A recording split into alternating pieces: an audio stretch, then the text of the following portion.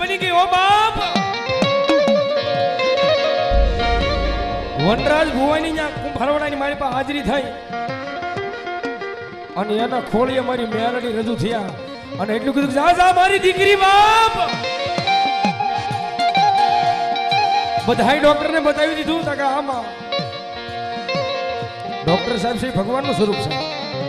કે બધાય ડોક્ટર બધાય સર્જન થાકી ગયા કે આમાં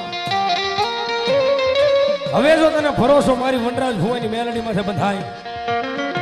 અને જો દુનિયાના ડોક્ટરનું ભણતર ખોટું પાડી અને નવો એકડો નો ખૂટું તો તું ઠાળિયા વાળી મેલડી નો હોય બા